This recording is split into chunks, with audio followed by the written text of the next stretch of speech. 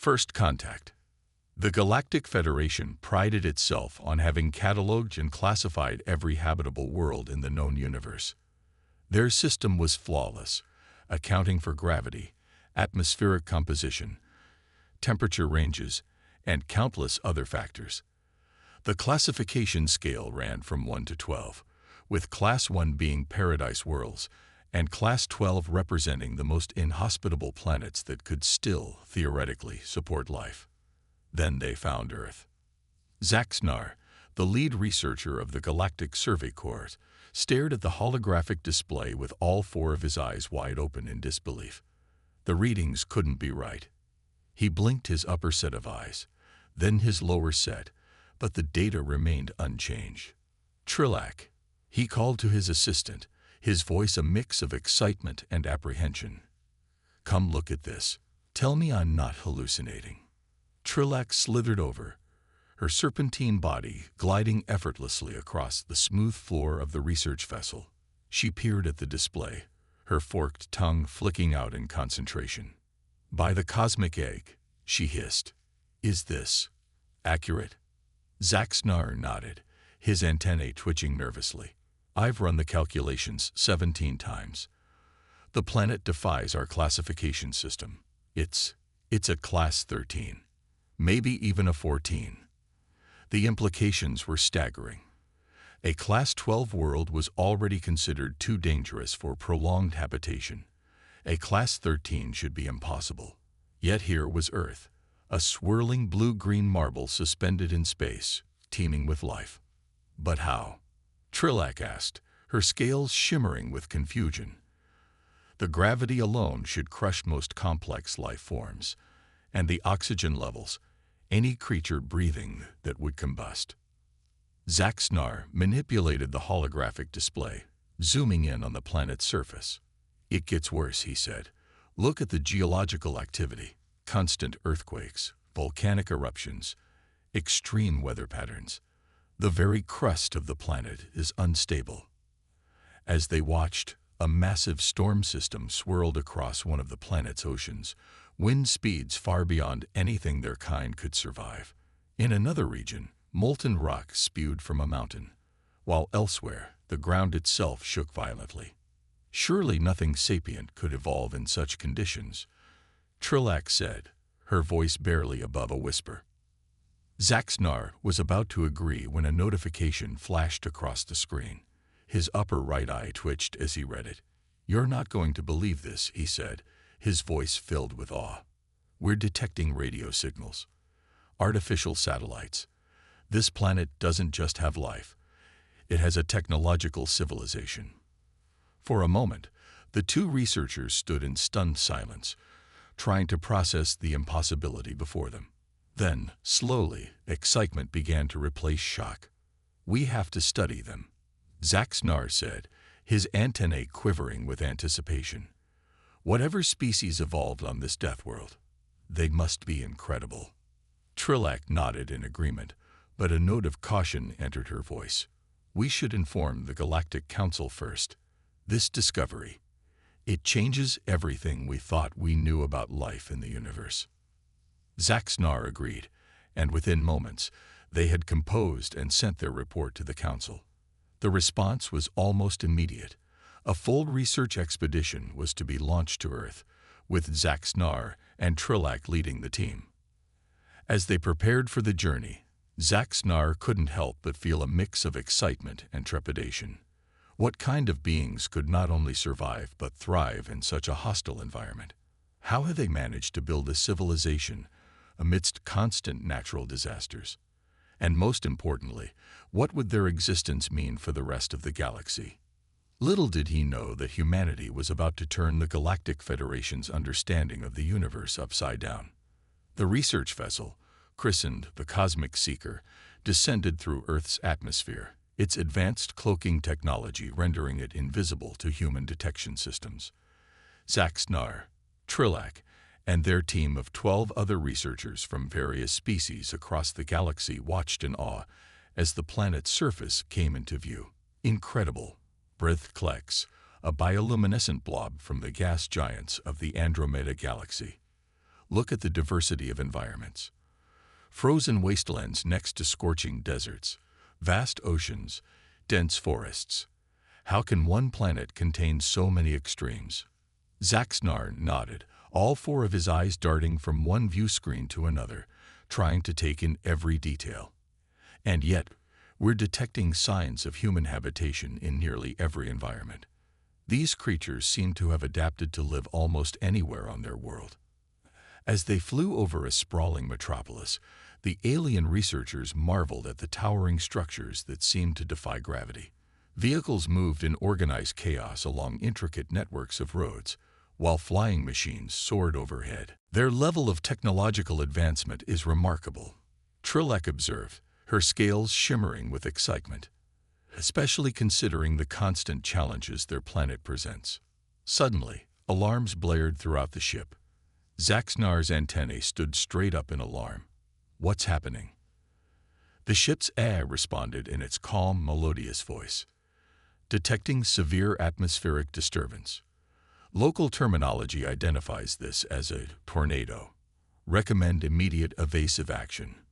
Before the crew could react, they watched in horror as a massive funnel cloud formed in the distance, touching down on the outskirts of the city they were observing. Winds whipped debris into the air, and structures buckled under the immense force. Cosmic egg preserve us, Klex bubbled, his bioluminescence fading in fear. Surely this will devastate their civilization. But as they watched, something unexpected happened.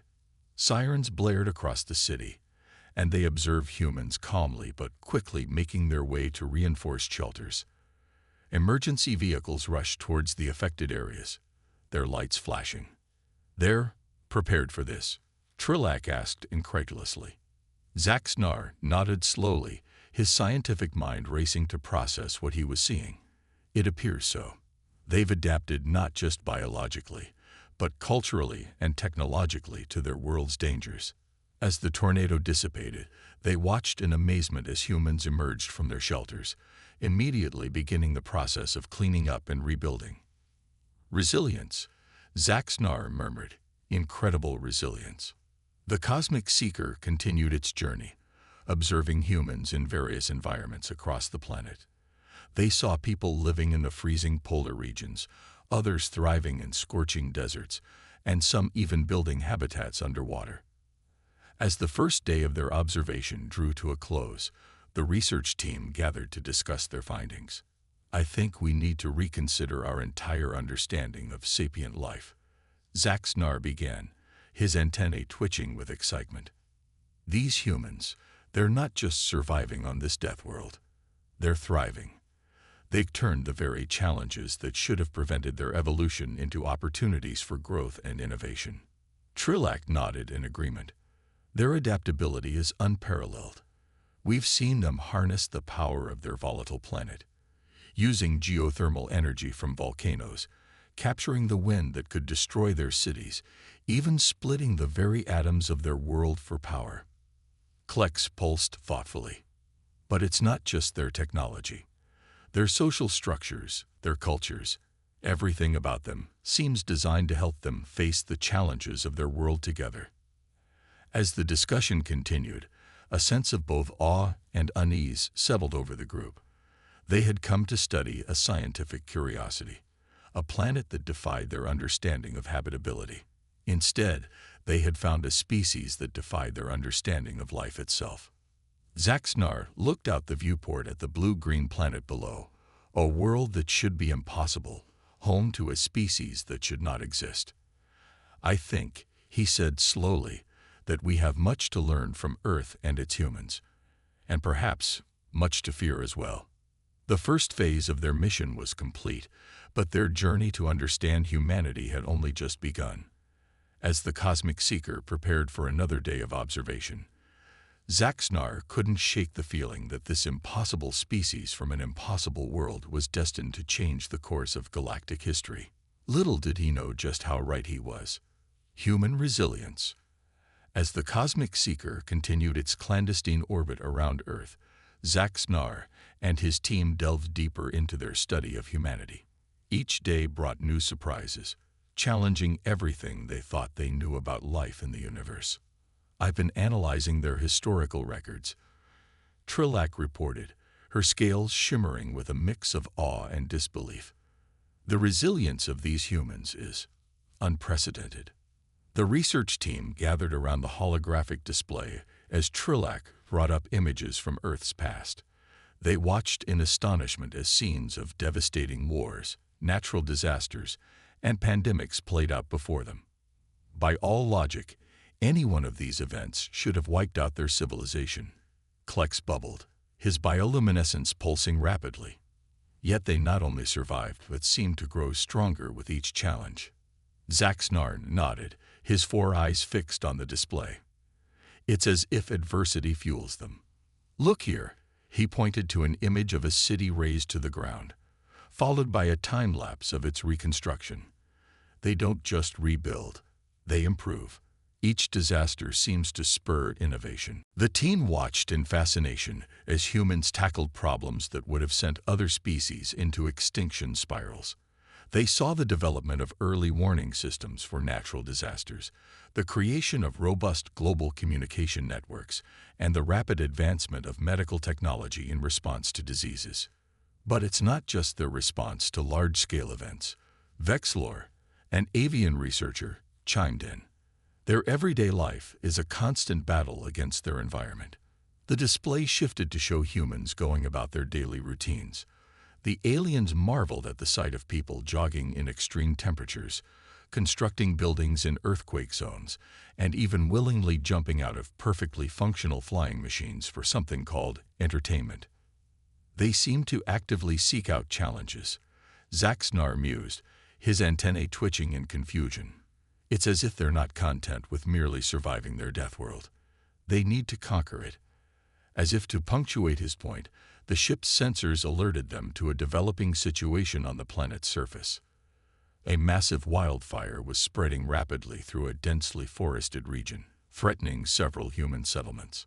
The research team watched, expecting to see panic and exodus. Instead, they witnessed an orchestrated response that left them in awe. Firefighters rushed towards the inferno, wielding advanced equipment and risking their lives to battle the blaze. Aerial vehicles dropped water and fire-retardant chemicals with precision. Civilians organized evacuation efforts and support systems for those affected. Remarkable, Trilak hissed softly. They're not just reacting to the crisis. They have systems in place specifically designed to combat these events. Klex's gelatinous form quivered with excitement. And look there. Some humans are actually entering the danger zone to rescue other life forms, animals that aren't even of their own species. As the fire raged on, the alien observers noticed something else. A group of humans setting controlled burns ahead of the wildfire's path. What are they doing? Vexlor squawked in alarm. Are they making the situation worse? Zaxnar's eyes widened in realization. No. They're using fire to fight fire. They're creating barriers to stop the wildfire spread. The ingenuity is astounding. Over the next several hours, the research team watched as humans battled the inferno with a combination of advanced technology, strategic planning, and sheer determination. Slowly but surely, the fire was brought under control. I think I'm beginning to understand, Zaxnar said, his voice filled with wonder. Their planet's hostility hasn't weakened them, it's made them stronger. Every challenge is an opportunity for growth, every obstacle a chance to innovate. Trilak nodded in agreement. They don't just adapt to their environment, they adapt their environment to themselves. And when they can't do that, they adapt themselves further.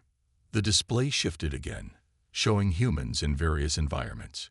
Deep sea divers exploring ocean trenches, scientists working in sterile laboratories, astronauts floating in the void of space.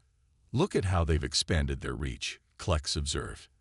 They're not content with conquering just the habitable parts of their world.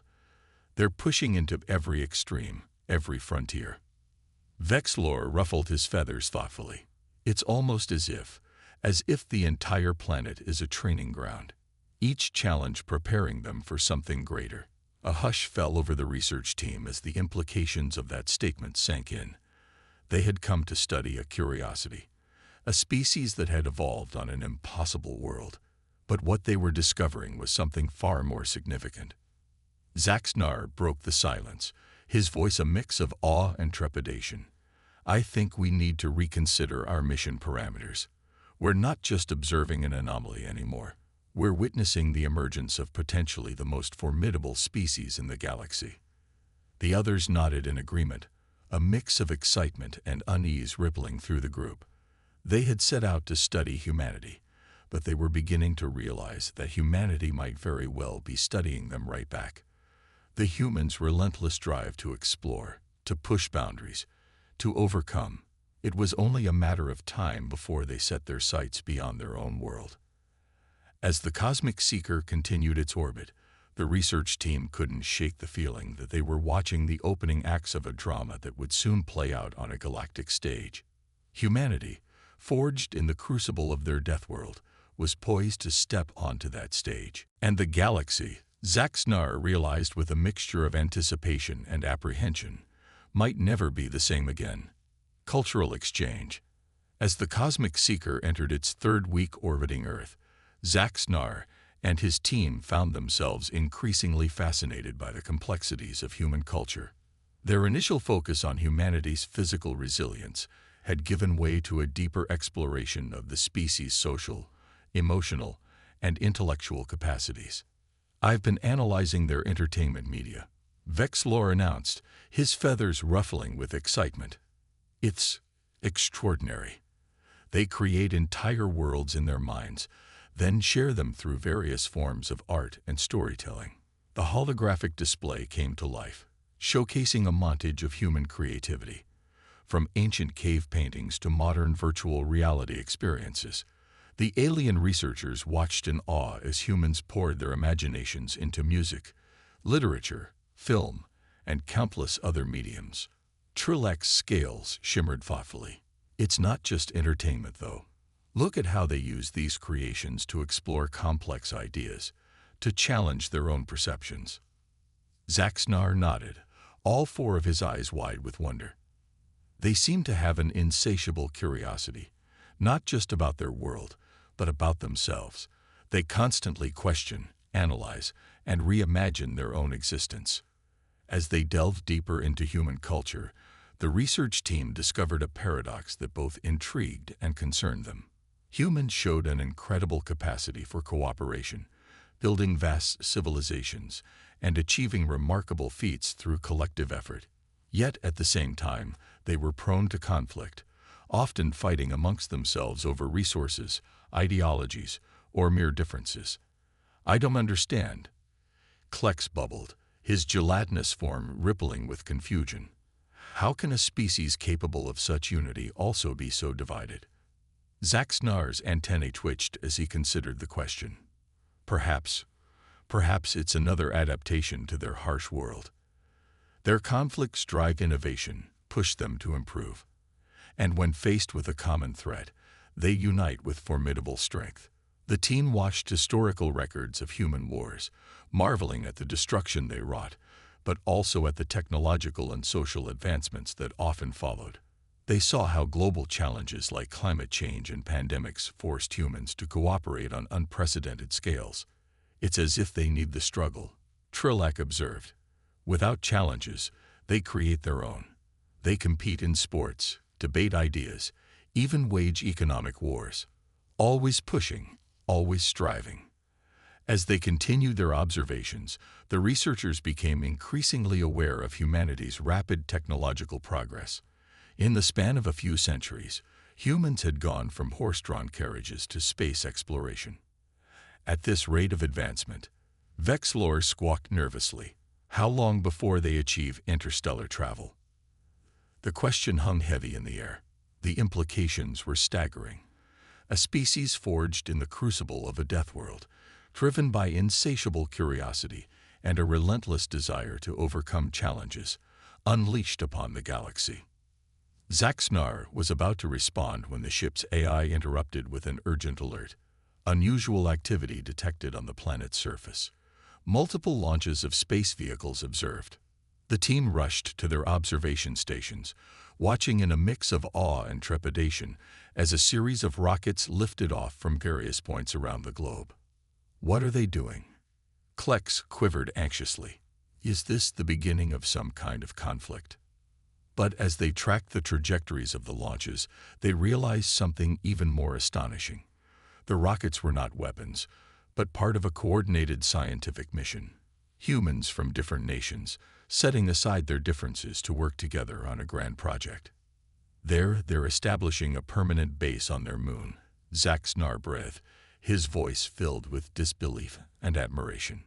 The implications were clear. Earth was no longer enough for humanity. They were taking their first real steps into the cosmos.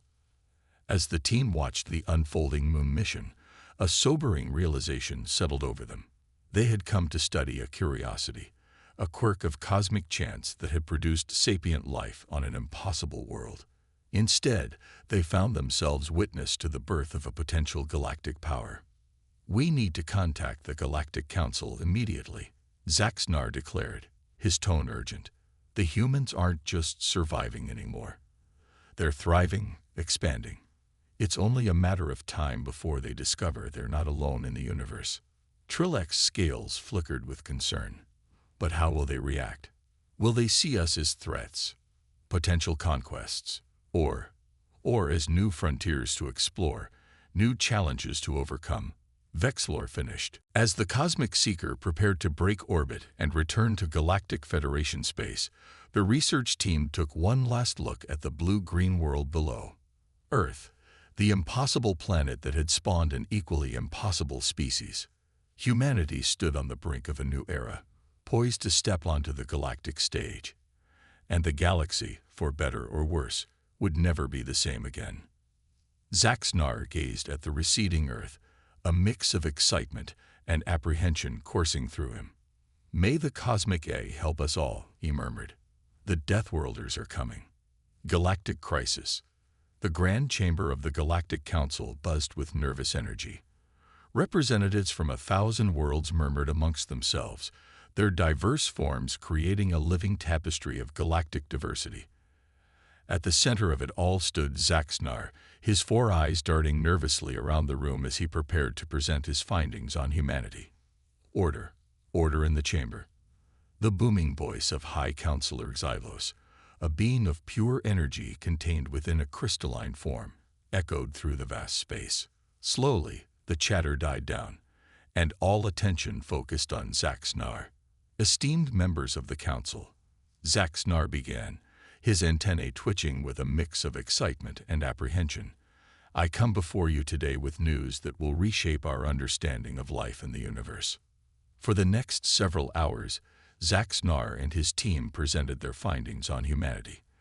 They showed recordings of humans overcoming impossible odds, of their rapid technological advancement, of their insatiable curiosity and drive to explore. The chamber alternated between awed silence and outbursts of disbelief. As the presentation concluded, High Counselor Xylos's crystalline form pulsed with deep thought. "This is unprecedented. A species not just surviving, but thriving on a Class 13 death world. The implications are staggering." Murmurs of agreement rippled through the chamber. But before the discussion could continue, alarms blared throughout the council station. Holographic displays flickered to life, showing a massive fleet of unknown ships emerging from hyperspace at the edge of the system. "We're under attack," someone shouted, panic spreading through the chamber. But Zaxnar's keen eyes noticed something odd about the attacking fleet. "Wait," he called out, his voice cutting through the chaos. "Those ships, they're not like anything we've seen before. They're not from any known civilization in the galaxy." High Counselor Xylos's form pulsed rapidly as he processed the information. Could it be the Void Swarm, the ancient enemy we thought was just a myth? As if in answer, the unknown fleet launched a barrage of energy weapons unlike anything the Galactic Federation had ever encountered. The station's shields buckled under the assault, and panic turned to terror. In the midst of the chaos, Trilek slithered up to Zaxnar, her scales flickering with an idea. "The humans," she hissed urgently. "Their adaptability, their drive to overcome challenges. Could they be the key to defeating this threat?" Zaxnar's antennae stood straight up as the realization hit him. "Of course. High Counselor," he called out, "we need to contact Earth immediately. Humanity might be our only hope." The next few hours were a blur of frantic activity. As the Galactic Federation's forces struggled to hold off the Void Swarm, a desperate transmission was sent to Earth, breaking the protocols of non-interference that had stood for millennia. To everyone's surprise, the humans responded almost immediately. Instead of panic or aggression at the revelation that they weren't alone in the universe, their leaders showed a remarkable calm and a determination to help. "This is exactly the kind of challenge they thrive on," Zaxnar explained to the astonished council. "A threat to their existence, a problem that needs solving, a new frontier to explore. They'll throw everything they have at this, and throw everything they had they did." Within days, human scientists were working alongside the greatest minds in the galaxy, analyzing the Void Swarm's technology and developing countermeasures. Human strategists, hardened by millennia of conflict on their death world, provided fresh perspectives on battle tactics. But it was a team of human engineers that truly turned the tide. Drawing on their experience of harnessing the volatile forces of their own world, they proposed a radical solution, using the very fabric of space-time as a weapon against the Void Swarm. "It's insane," Vexlor squawked, his feathers ruffling in disbelief. "They want to create artificial singularities to disrupt the Swarm's fleet. The risks are enormous." Zaxnar nodded, all four of his eyes wide with a mix of fear and admiration. "Yes, but that's what makes them unique. They're willing to take those risks, to push the boundaries of what's possible. It's how they survived their death world. And now it might save us all." As the combined forces of humanity and the Galactic Federation clashed with the Void Swarm, the universe itself seemed to hold its breath. The humans' daring plan was put into action, carrying holes in space-time that swallowed entire sections of the enemy fleet. The battle raged for days, the fate of the galaxy hanging in the balance. But slowly, inexorably, the tide began to turn. The Void Swarm, for all its ancient power, found itself outmatched by the relentless ingenuity and determination of humanity and their new alien allies. As the last of the Swarm's ships vanished into a human-made singularity, a cheer went up across the galaxy. Against all odds, they had prevailed. In the aftermath of the battle, Zaxnar found himself once again standing before the Galactic Council. But this time, he was not alone. Beside him stood a human representative, ready to usher in a new era of cooperation between Earth and the wider galaxy. High Counselor Xylos' crystalline form glowed with solemn respect. "We owe our existence to these Deathworlders. The galaxy will never be the same." Zaxnar nodded, his antennae quivering with emotion. He looked at the human beside him, then back at the council. "No," he agreed, "it won't be the same. It will be better." As the council chamber erupted in applause, Zaxnar couldn't help but feel a sense of awe. The impossible species from the impossible world had done the impossible once again. And this, he realized, was only the beginning. Humanity's triumph. The years following the Void Swarm crisis saw an unprecedented era of growth and cooperation across the galaxy. Humanity, once isolated on their death world, now stood at the forefront of a new galactic renaissance. Their unique perspective, forged in the crucible of Earth's harsh conditions, brought fresh insights and innovative solutions to age-old problems faced by the Galactic Federation. Zaxnar, now serving as the liaison between Earth and the Galactic Council, found himself constantly amazed by humanity's adaptability and drive. He stood on the observation deck of Harmony Station, a massive space habitat jointly constructed by humans and various alien species, marveling at the sight before him. "Incredible, isn't it?" a voice said beside him. Zaxnar turned to see Admiral Helena Chen, one of the key human leaders during the Void Swarm battle. 5 years ago, we didn't even know aliens existed. Now we're building cities in space together. Zaxnar's antennae twitched in agreement. Your species never ceases to amaze me, Admiral. The rate at which you adapt and innovate, it's unprecedented. As they watched, a fleet of ships departed from the station, a mix of human and alien vessels, embarking on a joint exploration mission to the galactic core. It was just one of many initiatives born from the new spirit of cooperation.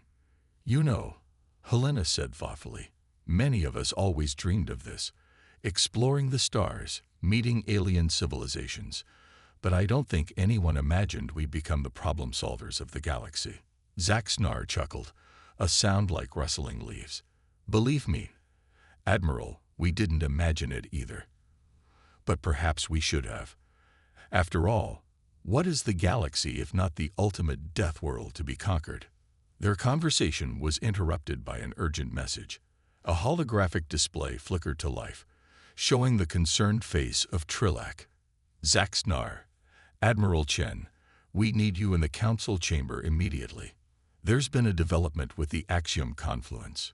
The Axiom Confluence, a mysterious region of space where the laws of physics seem to break down. It had long been considered the greatest scientific puzzle in the known universe. Hundreds of alien civilizations had studied it for millennia, but its secrets remained elusive until humanity got involved. In the council chamber, representatives from across the galaxy had gathered. At the center stood Dr. Kira Donovan, a human physicist whose unorthodox theories had revolutionized the Federation's understanding of quantum mechanics.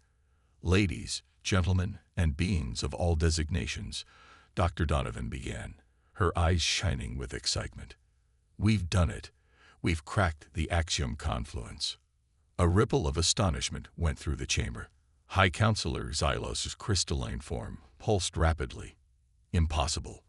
The confluence has defied understanding for eons. Dr. Donovan grinned. Impossible is just another word for hasn't been done yet. We approached the problem from a different angle. Instead of trying to make the confluence fit our understanding of physics, we asked ourselves, what if our understanding of physics is incomplete? She launched into an explanation that left even the most advanced alien scientists slack-jawed, or whatever passed for slack-jawed in their respective physiologies. The humans had developed a new unified theory of physics, one that not only explained the Axiom Confluence, but opened up entirely new avenues of scientific and technological advancement. With this knowledge, Dr. Donovan concluded, we can revolutionize everything from energy production to faster-than-light travel. The possibilities are endless. As the implications sank in, the chamber erupted in a cacophony of excited discussions. Zaxnar turned to Admiral Chen, all four of his eyes wide with wonder. You've done it again, he said softly. You've changed everything. Helena nodded, a mix of pride and humility in her expression. It's what we do best, I suppose, face the impossible and find a way through. In the days and weeks that followed, the impact of humanity's discovery rippled across the galaxy. New technologies emerged at an astonishing pace, solving problems that had plagued alien civilizations for generations. Deadly planetary environments were terraformed, energy crises were averted, and the boundaries of explored space expanded exponentially. But perhaps the most profound change was in the galactic community's perception of humanity. No longer were they seen as mere curiosities, dangerous deathworlders to be studied from afar. They had become teachers, innovators, problem solvers, respected and admired across the cosmos. 1 year after the Axiom Confluence breakthrough, a grand ceremony was held on Earth. Representatives from every corner of the galaxy gathered to officially recognize humanity's contributions and to formally induct Earth into the highest echelons of the Galactic Federation. As Zaxnar watched the proceedings, standing beside his human friends, he reflected on the journey that had brought them all to this point. From a simple research mission to study an impossibly habitable world, to witnessing the rise of a species that would reshape the very fabric of galactic society. High Counselor Xylos's voice rang out across the assembled crowd. Today, we honor not just the achievements of humanity, but the indomitable spirit they have shown us all. In the face of adversity, they have taught us to adapt. In the face of the impossible, they have taught us to imagine. And in the face of an uncaring universe, they have taught us to never, ever give up. As cheers erupted from humans and aliens alike, Zaxnar felt a swell of emotion. The Deathworlders had not just survived, they had thrived. And in doing so, they had lifted the entire galaxy with them. Earth, once classified as an impossible Class 13 death world, now stood as a shining beacon of hope and progress. And humanity, forged in the crucible of their harsh home, had become the driving force of a new galactic age. As the celebration continued around him, Zaxnar couldn't help but wonder, if this was what humanity could accomplish in just a few short years, what might the future hold? One thing was certain: with humanity as part of the galactic community, the universe would never be the same again. And that, Zaxnar realized, was the greatest triumph of all.